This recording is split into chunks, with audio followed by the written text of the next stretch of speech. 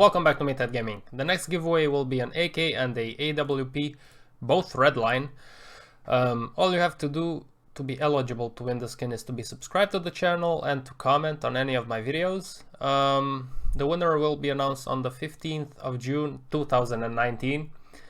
Thank you very much for watching and enjoy the video. Until next time, stay strong. Customized. What is your crouch button? It is backslash, I believe. Well, no, it's Z. It's Z. It's Z. Dan is an ESDF player as opposed to WASD. Yeah. That's what I think he is always resting, is where the crouch is. Enough about Dan.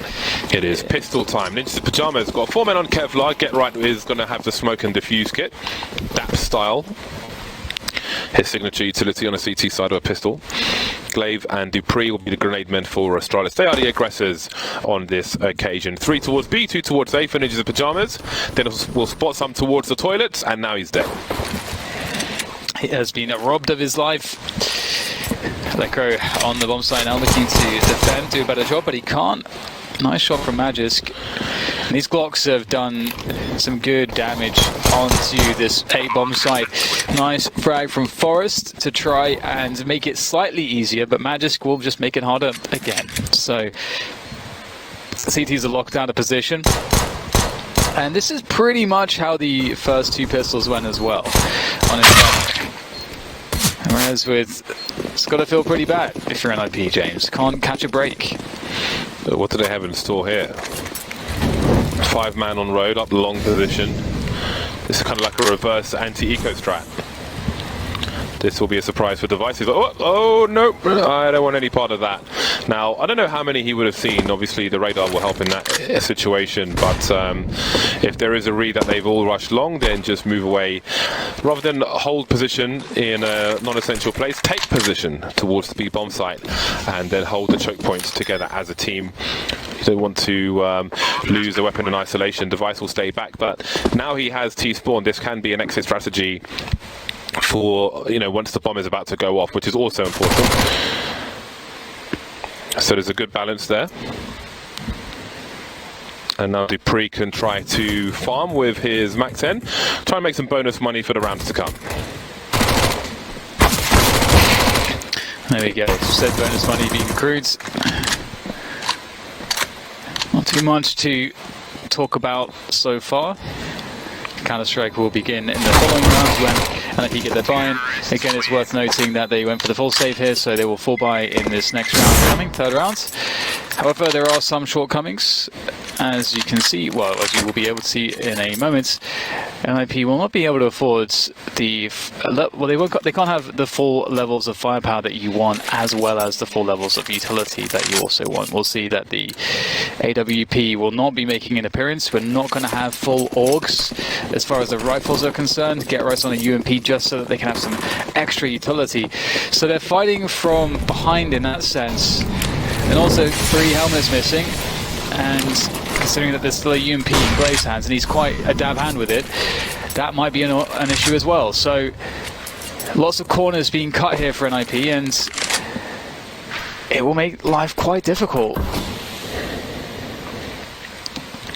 Yeah, it's a rough start, it's a hard start, but again, it's extremely early, so not terribly concerning just yet. Magisk looking for a boost. Look at the crosshair placement as he moves around. Quietly having a look towards short B, not wanting to give too much away. So what is the play from Astralis? Are they going to just creep through the tunnel and burst onto the site? This is highly abusive of the numbers game. From Glaive's position, he could throw a flash through, but he'll throw a flash over instead. And indeed, there's a lot of trouble now for Ninjas of Pajamas. It's a 5-on-3 situation, but it'll soon be 5-on-4 and maybe 5-on-5. Never mind, Get Right, Left, Right, Forest, all taken out in quick succession, and there's no answer. There's no answer. You can't expect 4 men on the road to just come in like that, and they won't win the duels, and there's not really anything for NiP to do at this point apart from try to hold on to their weapons. They have a combined $600 in the bank, so indeed it is extremely rough of a start for Ninjas in Pajamas. It's a face against sandpaper. Yeah, it does make me think about, like, again, I'm not being results oriented or anything like that, but you know, I feel like there's an argument to see NiP starting their CT sides, their first proper buy rounds with full weapons, with full utility, and that means that you're going to be force buying in that second round to achieve that. And I would like to see that, just because I think that it depends on your opponent. I think that against an Astralis, you do need to have everything. You need to have everything at your disposal to deal with them and get off to a good start. And we're not going to be able to see that just yet until the 5th round, perhaps. They did save a couple weapons, so they will be forcing it up, but you can see that the same problem persists here. They'll have some more utility, but they'll be lacking the AWP and even a rifle altogether on Lecro, so that's not fun. We've got an aggressive take of short B from Ninjas in Pyjamas. They've got a 2-man setup, Get Right and Rez. Now, do they leave somebody in situ? Did they blow the door off? I'm not sure. Anyway, we've got action towards the toilets area. Dennis has been taken out, and indeed, I think the door was blown off. And this is a very aggressive take of the connector position. Sipex should be aware of this. Interestingly, if you're in connector, around the middle of connector, you can hear people running towards B just before the stairs go down that face monster, which is something to be aware of. Like on Inferno, we mentioned the speedway position and how you can hear things. There is a similar situation to be had on here, which I think less people are aware of, and is more of a rare occurrence on Inferno, Overpass, but it's good to be aware of stuff. You can see there is some baiting from Sipex. A big flashbang, but it's going to be quite taxing for Astralis to take this position. Basically 2 or 3 players clear it up, but the job has been done, and it's only 2 players remaining for Ninjas in Pyjamas, and again, they're just not winning the duels just yet. That should have been a free kill for sure. Yeah. But here we are, Lecro 1 versus 5. And their money is still all over the place.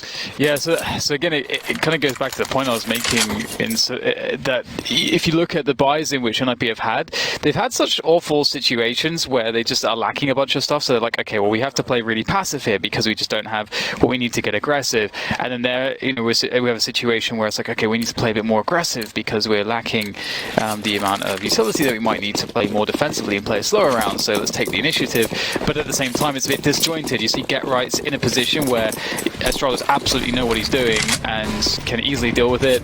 They're moving together, Astralis, and just taking forward positions, entry fragging well, and as you said, James, on top of that, Rez there, it's Rez. Rez is so mechanically good. You really expect him to be very consistent in winning fights where he gets the first few bullets for free, for example. So a few signs that are certainly not promising signs if you're a fan of NiP. But here's hoping that on the next full buy, which will be after this one, we're going to finally see NiP with a chance to play Overpass, because it feels like they have been shut out completely so far. Yeah, I feel like the game has only started for one of the 2 teams at this point. And Ninjas in Pyjamas, I think the game starts for them in round number 6. The money will be together, they'll have all the toys they want, maximum loss bonus, and so on and so forth. Everybody able to full buy, no half buys, no shortcomings. So we wait for that to come. Now, Astralis move into the B bomb site. We don't have the SMGs anymore, so the kill bonus is 300. If Astralis can find any of these ecoing players. So NiP, it's worth them trying to just get some exit frags, mainly to steal some weapons away, just to save them some money in their own economy. Astralis are falling over cash at the moment, which really raises the pressure for NiP. They will need to win consecutive rounds. And it's worth noting too that Astralis have only died collectively 5 times. Both Sipex and Glaive have yet to die at all, which, when you're 5 rounds in, I mean, you can see, look at the money. that's the result. It's about to get even more crazy because everyone's going to survive here. Everyone's going to have like 10k. God damn, so much money. Yeah. And this is the thing, is that it's almost this, like, you feel like, oh, we'll get the buys and we'll get that 3rd round buy, we'll get the full save, and then we'll get this sort of, I mean, we'll save a couple guns and then sort of buy around that and all this kind of stuff. And it looks like you have these buys. It looks like you have opportunities to do something. But Astralis's utility usage and team play and timing, spacings, so good that they're very strong at just dealing, like if they have an advantage, they're very good at leveraging that advantage and converting it into a round win. But here we get the double orbs coming in from NiP. But a fast round from Astralis, fast contact into that B-bomb site. Forest gets the opening. Great grenade damage coming in from NiP as well, making life quite difficult for Astralis. And that, well, but if you know, theoretically, if you're expecting that there are going to be potentially double orbs in the hands of NiP, you're probably thinking that they'll be more likely to be aggressive towards A, so that can create weakened timings towards B in the early rounds for the CT side. And so Astralis are trying to exploit that, but Forest was there with the orb, and he was ready. Really important stuff there for NiP, but they must string together rounds. A 3-man setup here towards the bathrooms, towards the party fountain position is quite strong. This is pretty cool. I love these setups. MIBR used to have a lot of these, but they don't use them so much, at least the ones that they used to, and that hasn't really worked out in their favor. They've been deleted. That did not work out very well. Oh my god. Yeah. That was supposed to lead them in like a 4 versus 2 or something. That's what that setup was effectively supposed to do. It's an unlucky Molotov hitting the light. I feel like NiP will be not the biggest fans of Furia right now, all things considered. Or at least wishing they were on the other side of the bracket, but they are where they are. And Astralis are a team that, well, everyone needs to beat. But that is a really rough start. Again, they needed to win a lot of rounds. You win your first round, you go down 2 notches on the round loss bonus, so that is significant. And it is a case of trying to hide. This has turned into a rats map now, looking for a little hole in soup and into the pyjamas. Unfortunately, they will be hard pressed to find one. NiP just look a little bit like slow out of the gate today. For example, that setup, it's really cool, but we can see that after I think it was Get Right that died. I might be mistaken. Actually, no, it couldn't have been Get Right that died. I think Get Right is the player that was closest to the stairs to Connector. So Get Right's sort of follow up there was so relevant. Maybe there's a world. NiP still able to buy. There are some limitations though. Get Right's got the automatic shotgun, which reminds me of Gobby actually, because on like after winning a pistol, for example, he'd often be in Connector with a shotgun for his team. That's one of his signature moves. But NiP not doing it out of choice necessarily. So we have a pop flash play. So where Zipex is standing is roughly, if you see like a Carrigan era phase towards the end when they were doing double nades towards the sandbags where a CT would jump, they're roughly thrown from where Zipex is standing along that wall. You can find some videos for them online. Get Right looking for those close quarters again. This received a buff where the pellets are closer together, so you can get a meteor shot if you are so fortunate. 3 players for NiP waiting in the B-bomb site. They know there's presence from Astralis and shortly Astralis may be inviting some counter grenades if there are some, and there are. Bish Bosh, that's enough to Get Right to get 1 kill. Good kill bonus from that as well. He can't risk trying to retrieve that weapon, of course, and he will in fact fall back and rotate. His rotation will be heard though. But did he have the man advantage?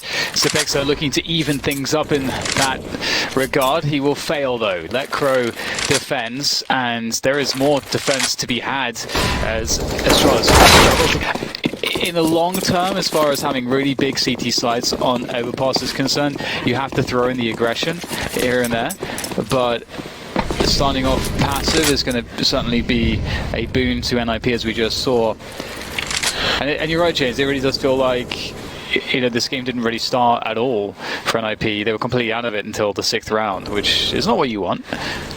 Could be a lot worse though. But as long as you deliver afterwards, that's the important thing. There are many rounds for them to collect on their CT side, and they will need them going into the second half. It's a nice lineup for the short B molly we saw from Zipex on the bottom left corner of the B. Lovely pop flash. I love watching keeping observing. To see the makeup of a round quite a lot. Rez, can he deliver another kill? Trying to anticipate me. Freya's got some Air Force Ones on, props to her. She gets a star on the non-existent badge, shoot game badge. 3-round lead for Astralis, looking to stunt the growth of Ninjas in Pyjamas, looking to put chemicals in the chicken. Not too aggressive from Ninjas in Pyjamas. They won't go for anything like that setup with the 3-man setup we saw previously. Dennis spotting long, starting to move up now, as you can see on the radar, and it seems that Rez will probably take a longer angle for Dennis to clean up at short distance should it be required. Get right spotting around the toilets from the back, just having a jump peek behind the dice. There's a smoke to take vision away, and that isolates Dennis now. He's in a lot of trouble, and that is a beautiful take by Astralis. And Get Right gets absolutely wrecked as well. Not sure where that came from, but there are big problems for Ninjas in Pyjamas. Yeah, they will require some clutch performances here as Astralis bear down on the bomb side, or at least it feels that way. Full attention from NiP with the full rotation of all 3 members ready to defend A, but Astralis rotating the bomb, of course, towards that B bomb site. So NiP are about to find themselves out of position. And it's a really difficult spot for NiP because they likely want to stack their players, so even if they're wrong on which side it's going to be, they just want to stick together, and they are sticking together on the A bomb site. And I can't imagine they try to retake this. And Lekro will try to see what he can do, but I don't think they want to sacrifice more than one weapon for the cause. Lekro with the spray almost looked like he was going to get Zipex there, but the smoke is down and he will be dead. And they are fighting, James, but I don't know that this is worth it. They were lining up, but Clutch Minister Zipex denies. I don't know if it's worth it, James. Yeah, I'm really... it looks a bit tilty. I mean, Lekro can die, but...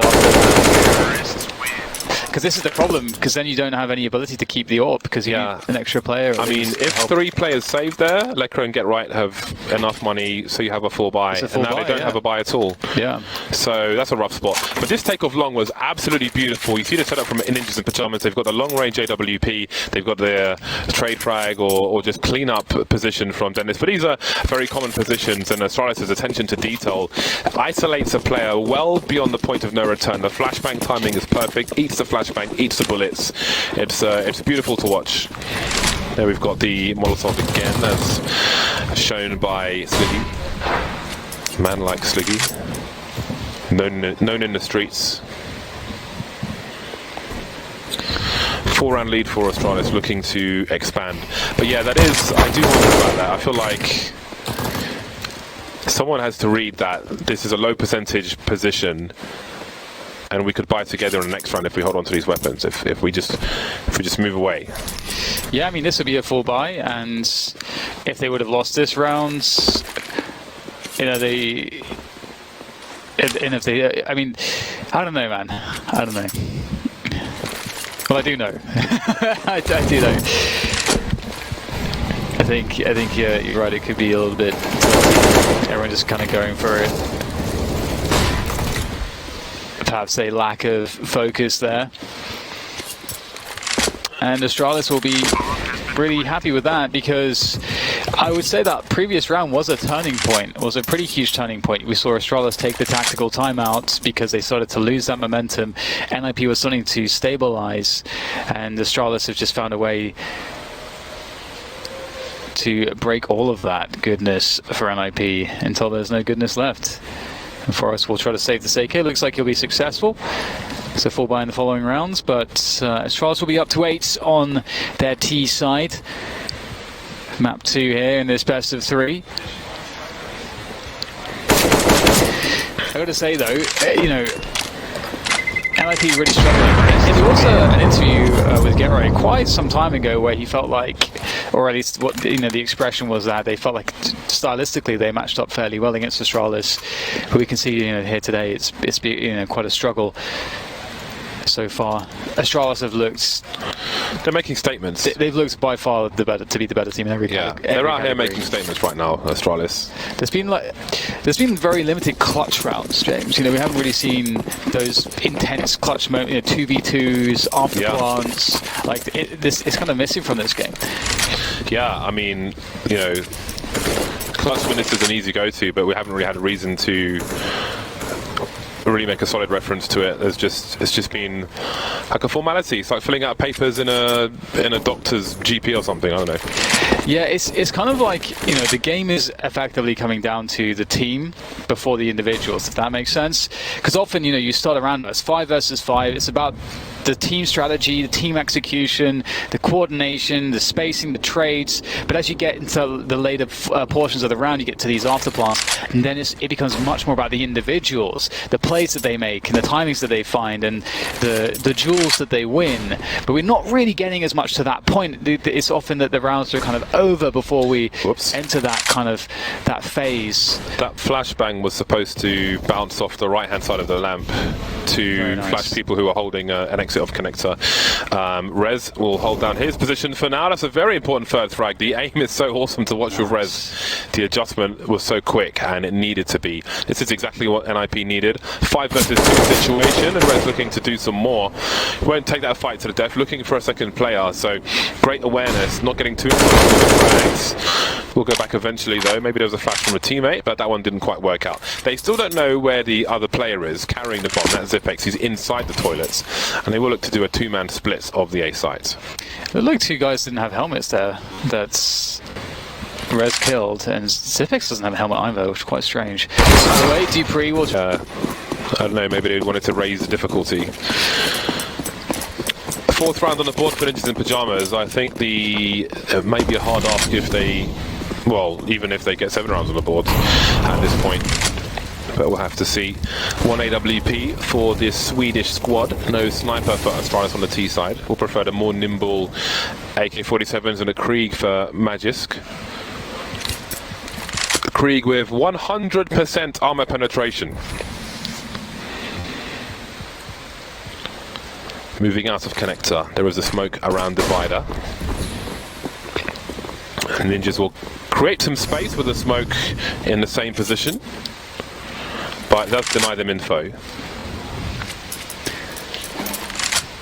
Yeah, that smoke is so key in preventing the T's from splitting your position. Nice angle there from Rez, and that's beautiful. Again, your bathroom players have to be able to thin out the numbers before they can get to that A bomb site. It also thins out the utility too, because not only will it require more utility to deal with Rez, but also you remove the player who perhaps drops some nades as well. You can see one on the ground there, in fact. A smoke, I believe. Device will happily collect the rolling smoke grenades. And time is a problem now. There's 30 seconds to get this bomb plant underway. And Astralis need to get onto the bomb site. And here they go. Flashes around the corner. They know Rez is there. Rez tries to spray blind, but it doesn't work out. Quick underhanded throw across and a boost as well over the smoke here for Dennis with the AWP. And he's going to fast what counts. So there's lots of options here on overpass. That's why we love it. Yeah, I think Astralis is one of the best teams to have a bad buy in terms of weaponry or a buy of shortcomings, because as long as they have utility, they can take position in a great many cases on the T side of many maps. So they can make up for it. They've got so much in the back, so much in the pocket, that they can still make things work out for them. They've got 2 smokes. Now they could put a lurk smoke towards the site on the corner of this flower bed. That won't be the case. That round where they sort of threw away 3 weapons that they could have saved and all this. And if you imagine, you know, all that, and they still have this 6-8 with a strong possibility for the 7-8, you feel like perhaps there's a world where they could have got way more rounds on their CT side. So there is life in the old dog yet, and NiP looking to close this one out 7-8, which, again, all things considered, it's pretty damn good. Oh my god, the drive-by. Okay, this is David's. Forrest has to save the day. These Deagles, though, from Magisk are phenomenal. And now what the hell just happened, James? Why is Dennis alone in the 1 versus 4? That's quite a shocker. This is surely irretrievable. To walk through the smoke as well. Dupreeh will see the barrel of the gun. That will be enough for 9 rounds. It felt like they were very sluggish getting into things, and obviously losing against that effectively, you know, half by the end. It's not too fun either. So they've lost every pistol in dramatic fashion. Will this be the same decision making after losing some of the pistols? Wasn't, or you know, there's definitely room for improvement. But we'll see a few Deagles here. So this is just to keep the economic pressure up. you do need to get a couple kills ideally, or a bomb plant. And I think a couple kills is more likely than a bomb plant, given the lack of utility in Kevlar. So we'll see what they can accomplish. Blowing open the door, that's a smart move for the CTs. You can see now that Glaive can look through that door. All that free information. It's a good use of $300. And one of the things that NiP are looking for is an overextension for Astralis. But Astralis know this. They know what they're after. They know what you need to do, and they're going to make it as hard as possible for them to achieve their goals with what they have. They're going to force NiP onto a bomb site just by burning the clock. That's what Astralis have to do, and that's what they're doing pretty well. Although, get right, he's going to find a great shot. Oh, what's he doing up there? I think he caught the jump peak with the Deagle long range. That's not bad. There's a lot of jump peeking going on, but there is not a lot of Kevlar on the side of Ninjas in Pyjamas, so they should be cut to ribbons in many cases. They will be hard pressed to find these headshots. That smoke gives a little cover, but there might be a gap in it. You can see some spam coming through, but this should be a formality. 20 seconds remain. Ninjas in Pyjamas need to run to their doom. Kill for Lecro, but out he goes. Well, not a kill for Ninjas Pyjamas, only kill for Lecro. Forrest has 10 seconds. He better be aware of this, because you can see Astralis are not showing. They want to win by timeout. I don't know if Forrest realizes just yet. 3 seconds. He's got no time to plant the ball. It's running away. He'll pick up a UMP for his troubles, and everyone else going to fall by UMP. So there's some poor timing there. I feel like if you've been fragged in the round, you have to give these cues to your teammates and just say like 15 seconds, 10 seconds. You don't need to say more than that. They understand the implications. But I feel like there was a lack of focus there in terms of timing, but there wasn't from Astralis. I mean, one of the, maybe, you know, it's Forrest. He's such a experienced player. Perhaps, you know, that's just not something that you should need to do. Potentially, or maybe it annoys him, James. Maybe he doesn't matter. It should be done anyway. I'm alone. Let me play my round out in silence. But here it is. They've got the buy. They got low utility, but they have some rifles. Oh, big peak. And the 1 AK-47, the Hero AK. The purpose of this, I think, or mostly, I think the priority is to do big damage to the Astralis economy for the rounds to come. But obviously, best case scenario is winning the round. Not looking too likely at the moment. Glaive, birthday boy Glaive, is putting up some more numbers. But the AK's taken one out, and maybe there's a chance for another. Perhaps that gun is retrievable. Indeed it is. Now they've potentially doubled their aggression. Forrest, I wonder if he gives Dennis Diorg, if he has an opportunity to, because he has no Kevlar. Forrest, take the CZ, go for some, he's got a Deagle anyway, so go for some long range duels instead. Dennis can take a fight with the full armor. But Dennis is very far away at the moment, carrying the bomb through towards the fountain position.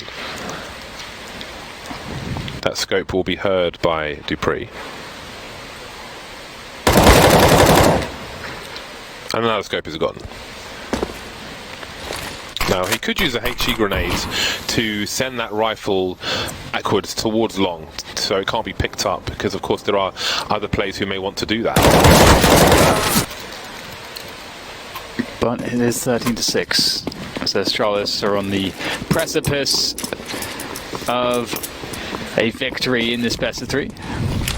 And I'll get the game sound back in a moment, as we have ourselves a default from NiP spreading out across the map, harassing everything. Astralis with the take on Suez, though. You get a lot of really useful information having players so deep as this. And the great thing as well is once you've taken it, you can effectively leave a player there and have some more support from the site and sort of cheat more players towards A. That's something that you can go for, but Astralis are playing it pretty conservatively. They've fallen back to the B-bomb sites now. And everything that Astralis are doing really is just, it just serves to slow down their opponents, which is fantastic, because what happens then eventually is that time pressure creates a situation where the T's have to cut more corners, and that's really good for you as the CTs on the defense. This is looking like a great setup here in the bathrooms. Dupreeh, he just has to sit there. Device on the outside. Device and Dupreeh, double Ds. Just the one D now. Device has been taken out. Lovely adjustment by Dupreeh. 4 versus 2 with 30 seconds on the clock. Some chilling. Dennis manages to get a kill. But can he get a bomb plant? Forrest trying to do what he can, but now he's the last man standing. Dennis trying to help, he couldn't quite do it. The Forrest down to the Glock, and he almost gets there. 6 HP for Dupreeh. 14 rounds for Astralis. Let's see what NiP choose to do. I feel like Forrest has accidentally bought an MP7. So, or maybe he hasn't. That was a pretty quick buy of the MP7 though. But it seems they will continue. Yeah, no luck for NiP just yet. They can't afford to have as slow a start as they did on the first half, although it's already pretty much there. And oh my god, look at this. 5 grenades. That's, I mean, you can't count the decoy really, but 5 grenades at 140 to work with on the T side. Surely someone could have bought a Galil so that there would be more nades. Surely, James, just 1 Galil instead of 1 AK here for the additional nades. But no.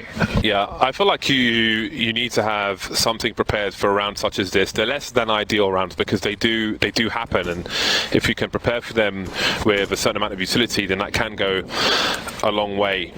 2 smokes and a flash. They will try to use the numbers. I love that push we saw from Astralis with 4 players in the monster position. Look how they're creeping, almost crab walking.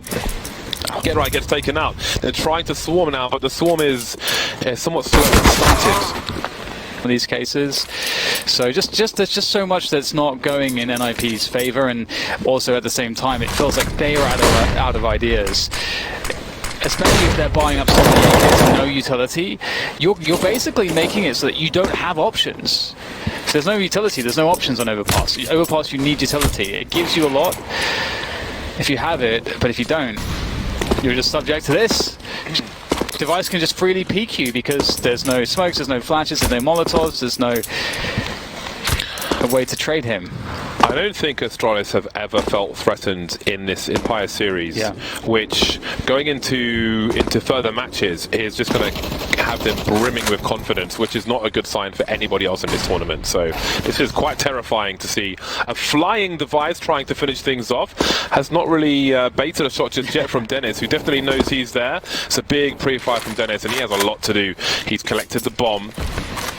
3 players, they know exactly where he is. This is a great example of when there's only 1 player left, you can take hyper-aggressive positions because you know it's safe to do so. You can see Magisk with an off-angle in, connects, hasn't been spotted just yet, and that's going to be that. 16-6, Astralis, again, never really threatened in this entire series. It was...